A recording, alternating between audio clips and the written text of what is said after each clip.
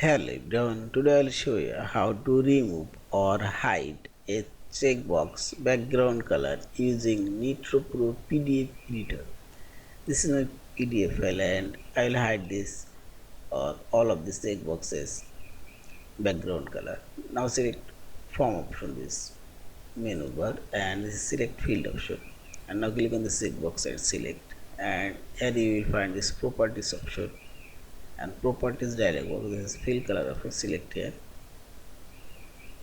and simply select here this no color and this fill color showing, and this one also, and select here no color, or you can select all of them at once and select properties option and select here no color. If you want, you can add recolor and no color, all of them. Now finally select this file option, save or save as your fillable PDF form. Thank you for watching. Please subscribe, like, share and comment.